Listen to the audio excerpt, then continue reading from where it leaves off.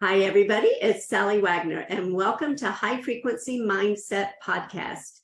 Today, I'm very pleased to welcome our guest, Tom English. Tom, welcome. Thank you, Sally. It's a pleasure to be here. Well, I'm very happy to have you here, and I would love to introduce you to our audience so then you and I can have a conversation. Tom English is the founder and managing director of Stewardships Ltd, which is dedicated to empowering individuals to achieve their version of sustainable success. Tom is also the host of the Real Clear Values podcast, which discusses all things relating to human values, the good, the bad, and the ugly, and has a multi-award-winning career in sales. Tom has 7 years of experience in the boardroom and is passionate about values-based leadership and good governance. In his spare time, Tom enjoys reading on history, philosophy, psychology, and business, playing the bass guitar in a band, sounds fun, supporting Leeds United, traveling abroad, and spending time closer to home with his wife, Rachael, and miniature dachshund, Woody. Tom, again, welcome.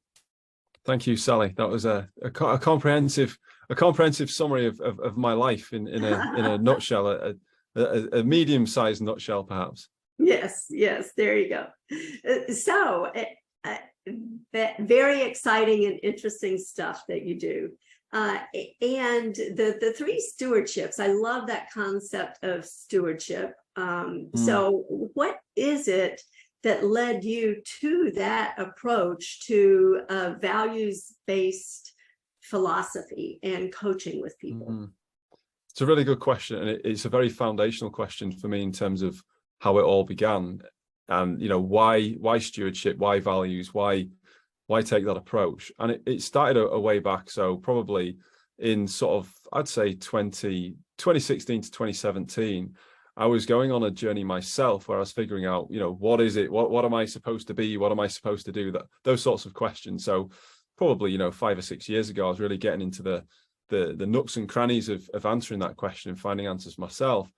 And I figured what it was that I really enjoyed doing was I really enjoyed helping people through giving advice and through giving feedback when they'd ask me they'd ask me for feedback. And I had some strange interactions in my life where people had asked me for advice, for help, for guidance, if you could call it that, on various different issues that they were facing. One of the most bizarre situations that I faced was when I was in Madagascar, and I was a missionary for the church that I belonged to. And we were in Madagascar, and they don't speak English there typically. They speak Malagasy, which is the national language, or French, which is the official language, the language of the former colonial power there. So they don't speak English at all. I was kind of getting to grips with learning to speak Malagasy because we wanted to speak with the people in their language. And anyway, one evening we were going home, and it was, I remember it now, it was about 8:30 to 9 p.m. that is, on a Sunday. And we were going home, and this guy just randomly shouts out, excuse me, I have a question. And he spoke it in, obviously he had an accent, but it wasn't too much of an accent. His enunciation was very, very clear, and his English was exceptional. So this guy was somebody who I could communicate with, because my language wasn't up to scratch to be able to have that sort of communication with anybody at that point. So I kind of took it on myself. So, okay, this guy's got a question. He speaks English. I'm going to answer his question and have a proper conversation with somebody, because it's been a little while now. And his question was quite bizarre. It's quite a bizarre scenario and a situation that most people won't come across. But this man was essentially asking for our blessing or for our rebuttal on his decision to go and have an affair with somebody that night. And somebody had sent him a text message, and he told us that this woman was beautiful, that she was very attractive, that he was very attracted to her, and that she'd essentially propositioned him for sexual relations, sexual activity. And he had the perfect cover story. He was going out to get medicine for his kids. He was going to go to the pharmacy, and he could tie in his other activities with the trip to the pharmacy, and nobody would ever know. And isn't that okay? Try and prove me wrong. And by the way, don't talk to me about God. Don't talk to me about Jesus. Don't talk to me about sin. Don't talk to me about anything else. So it was a really whacked out situation. Here we were, two young missionaries, 19 years old, being asked this grown man, probably, I would say he's probably in his 40s or so, asking us about whether or not he should go and have sex with this woman who wasn't his wife. So really, really bizarre. And he wanted us to do it by means of logic. And I remember speaking with him and having an interesting conversation with him and learning a bit more about him and where he's coming from and what his situation was. But what it really boiled down to, and my bias was against him doing that, as you might expect for a missionary to say, of course, with those sorts of values. But one of the things that it really boiled down to in how I communicated it with him was about conscience, essentially. It was the fact that he kept telling us that nobody would ever know. Nobody would ever know that this was happening. And I said, yes, they would. You will know that it's happening. And when you go back into the situation with your wife and kids, you will be doing so on the basis that you have a loving, trustful, honorable relationship with them. That would not be the case if you commit that infidelity. So essentially, you'll be living a lie. And you would always know about that lie. That could not be expunged from your conscience or from your character, because it would have happened. It would have been done. And the only way out of it then would be to confess to your wife and to gain her forgiveness, and then to allow her to reformulate her conception of you and your relationship. And the other thing as well that really struck me in that conversation was that why are you asking us in the first place? Again, the conscience question. It's like, if you're so convinced that this is okay and you are going to pursue your pleasure, then why is it that you would care what a couple of 19-year-old kids from Britain and America actually think about this situation? And then I put it to him that he already knew the answer within himself, and he knew that it was the wrong thing to do, and he didn't really need us to tell that, but he just needed us to kind of mirror that back to him on the basis of what he knew within. And he was quite annoyed. He's quite annoyed with me, because he just said, by the end of it, he said, okay, you win. As if he desperately wanted to do this, and that he had this foolproof plan, and it was all gonna work out. But he acknowledged what I was saying was true, and it had nothing, like I say, it had nothing to do with religion per se. It was all to do with his conscience and his values. And ever since then, I feel that experience has really shaped how I see values and how I look at values in kind of the short, medium, and long term. Because you might say to somebody, here, have some of this cake, or for this particular man, you've got an opportunity to have this kind of dalliance that's going to give you pleasure in the moment.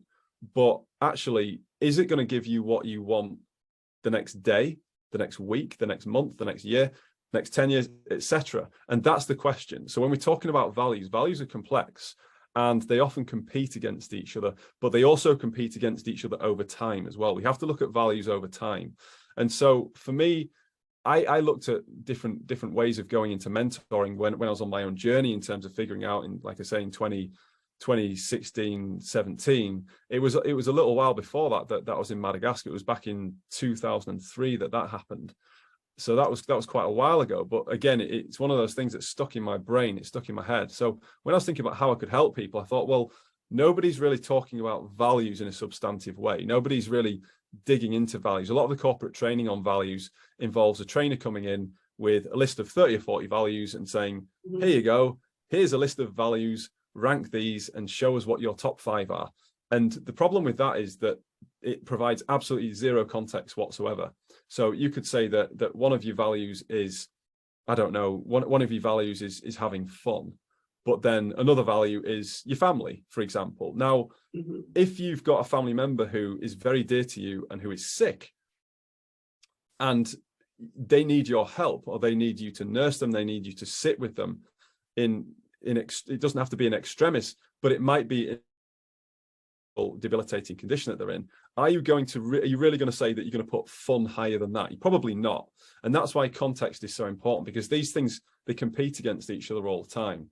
So how I've approached it is essentially to look at values in a more holistic way and look at people's areas of life, all aspects of life. So in relation to the self, body, mind, heart, and spirit, that constitutes well-being, but we also look at things like character and competence as well. Then we look at relationships, the values that we have in relation to our relationships, and the values that we have in relation to our contributions in as well. You know, what contribution do you want to make in the world? And that kind of leads to what you mentioned earlier when you read out my bio, which is sustainable success, which changes by person. So I think it's been a long journey for me. I've had some, I would say, some epiphany spiritual experiences that have kind of led me down the stewardship path in particular as well. I can talk about those as well if you'd like, but I'd say that there have been several breadcrumbs on the trail that have led me to this point. I think the point that strikes me is, as you mentioned, you know, sometimes our values are competing. Sometimes people don't have a real clear notion of what their values are, and the importance of clarifying what they are and living in a way that's consistent with them. The story that you conveyed about the man in Madagascar, you know, when we're not living in a way that's consistent with our values, then we're going to suffer consequences. And you know, cognitive dissonance is one that springs to mind. That just that inner feeling of things are off, and when you know, we have an internal value and yet we're not living it out in a way that truly expresses it. We feel that, and then that's, as you mentioned, the relationship of this man with his wife. You know, it's going to affect our relationships with people. It's going to affect everything in our lives. So it truly is important to know what our values are, and then to live in a way as consistently as possible to manifest those values in our lives. Yeah, absolutely. And that's the thing, like the point that you made about clarity is so important, because a lot of times we don't know what we want. We don't really know what we want. And it's very difficult for us to do it, especially if we are living by the moment, we're living day to day, and all these things are hitting us, like social media, notifications on smartphones. There are so many things hitting us, and so many things that have been designed to appeal to us as well. In some case, these algorithms know parts of us and our habits better than we know ourselves, because they understand our habits better than we know ourselves. They know when we pick up our phone, they know when we click like, more than we do, because they've got the data. The data is built in to those systems to show the algorithms and the platforms exactly what it is that makes us click like, how frequently we do so, and everything else. And that's dangerous, because we've got blind spots there, and we've got a lot of distractions and temptations and challenges that we deal with, which are all part of life. And this is one of the things that really strikes me about the need to overcome. So I did a TEDx talk I think it was in 2020 during the pandemic, on escaping the hedonism trap, and about how I'd sleepwalk my way into that situation. So when I got back from Madagascar, bear in mind, I'd spent 2 years as a missionary in Madagascar, and essentially I was talking to people, you know, sharing gospel religious messages, which are very much based on service, on selflessness and everything else. But then I'd come back and I was, bang, you're back in the real world now, to university. And what is university about? University, yeah, okay, it's about studying, but it's also about a lot of other things as well. You know, there's the social milieu that you are part of at university, which very much is about being young and trying different things out and having fun. You know, it's work hard, play hard. And so I kind of got lost in that. And so part of my journey is escaping that what I call the hedonism trap, which is where you sleepwalk your way into a situation that you never intended to be in, and you start pursuing pleasure as an end in itself. And if you start pursuing pleasure as an end in itself, and you start clicking on the thing, if it's on your smartphone or whatever, that is the most appealing to you in the moment, then you're not in control of your life. You're not in charge of your life. And even if you don't do anything heinously wrong, I don't consider myself to have done anything heinously wrong at that time in my life, but my life wasn't my own.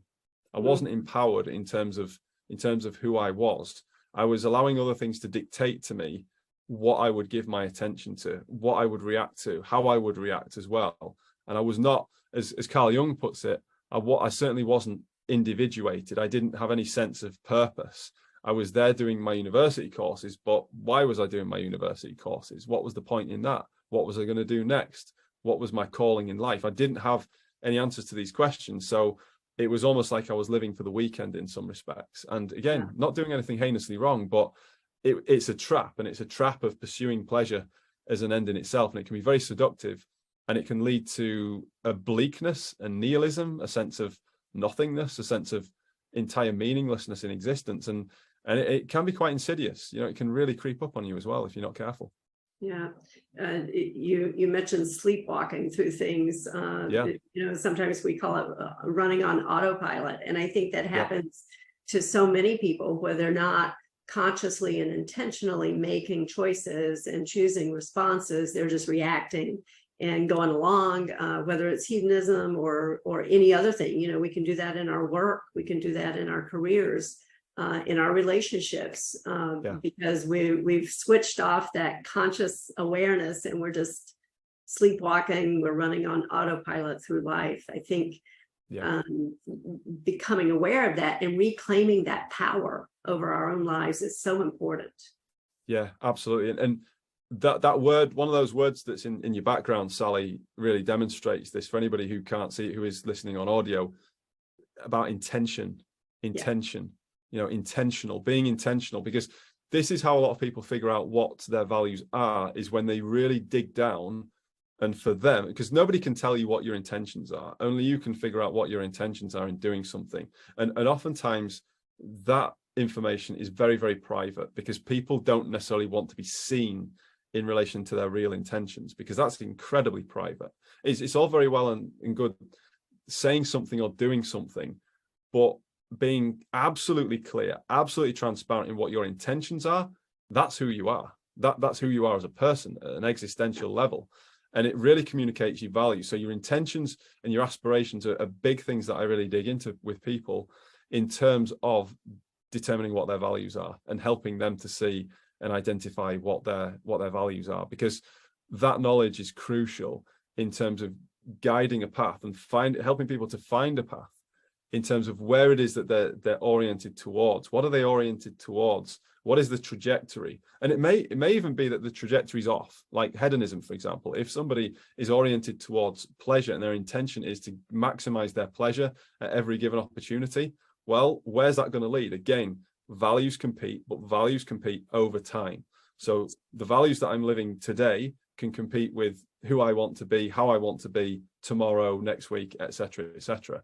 So it's very, very important that we are honest with ourselves. And Dostoevsky wrote about this in his work in terms of people lying to themselves and how dangerous it is if we lie to ourselves. If we're not honest with ourselves, we're not honest about our intentions, about what it is that we actually want from a situation, then we're wading in dangerous waters, and things can creep up and bite us unexpectedly and quite deleteriously. Yeah. And yet that happens so frequently. We do deceive ourselves, because when we're honest, we at some level then we're going to need to be responsible for ourselves, yes, for our choices, for our values, for how we live. And it's just sometimes it's easier for people just to kind of keep the blinders on and not become aware of those things.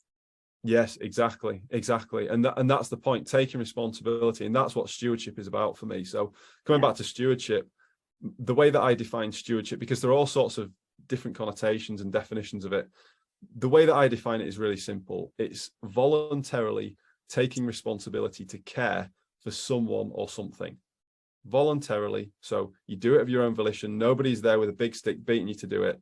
Take responsibility to care for someone else. It could be, you know, some another person, a thing, you know, if you know, to use like a farming analogy, if you had a farm, or even if you had like a home, you know, the home needs looking after, it needs care as well. Yeah. But my approach is that stewardship starts with self. It's that we have to exercise stewardship over ourselves and our own lives, almost as if we're looking at ourselves as an outsider. We're looking at ourselves as someone that needs to be cared for appropriately. And it's not that we necessarily have to have all the answers for that. We might use help from other people. We might use mentors. We might use coaches. We might use therapists, whoever it is. But we're the ones who say, okay, this is where I am right now. This is where I am in terms of my well-being, body, mind, heart, and spirit, my character, my competence. What sort of help do I need? And so it's taking responsibility, but it isn't doing it alone. It isn't being a victim. It isn't making yourself a victim because you are crushed by the weight of everything bearing down on you and you having to be the victim. It's taking responsibility, but it isn't doing it alone. It isn't being a victim. It isn't making yourself a victim because you are crushed by the weight of everything bearing down on you and you having to be the victim. the rescuer of yourself or the hero for yourself, when actually the best thing that you can do is take the responsibility and say, right, okay, this is where I am. This is where I want to be. There's a bit of a gap between the two. Whose help do I need to bridge that gap to get me to where I want to be? That's taking stewardship over your own life, over yourself, but it's also empowering because it means that it's possible for you to do that. It's possible for you to achieve the outcomes that you want to achieve without being a martyr about it and without killing yourself under the weight of an impossible task. Yeah, that makes so much sense. And all of these conversations are so tantalizing to explore, and I'd love to do that another time. I see our time is kind of coming to an end right now. So I have two more questions for you. First question, here's the setup. This is going to be familiar to the audience. In my coaching, I use an acronym MSG, and that stands for mindset, skill set, get off your asset.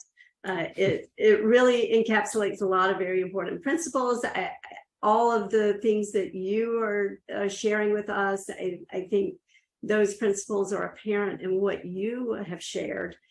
So as you look over your journey, and it has been amazing from what you've shared with us today, and as you look at how you serve your clients, what is an overarching principle that you identify that contributes to your and their success?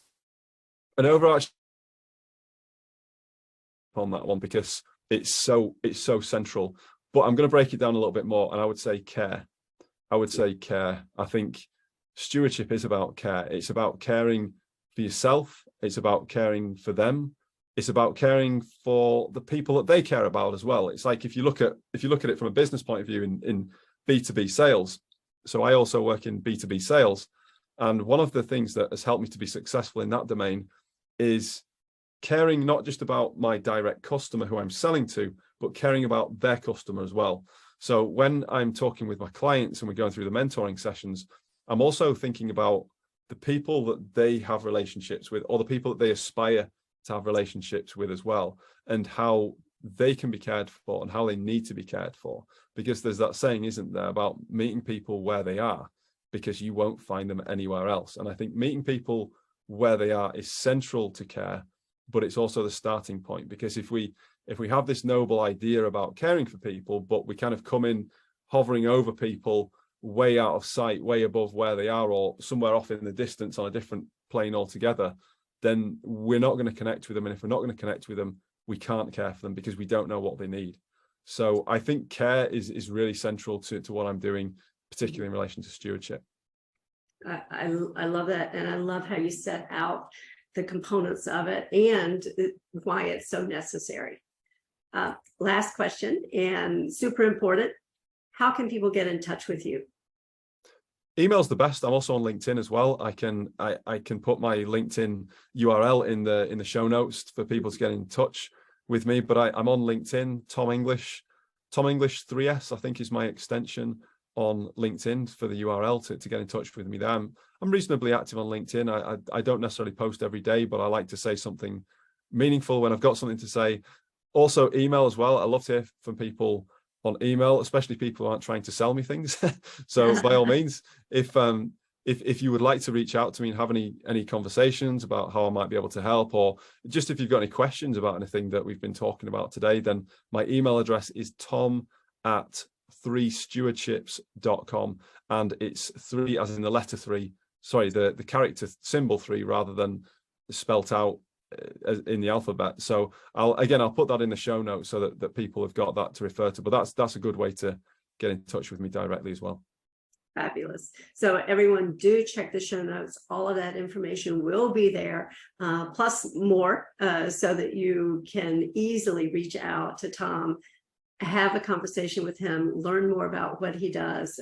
You will definitely want to take that opportunity. Tom, thank you again so much for being here today. Thank you so much for having me, Sally. It's been a real pleasure.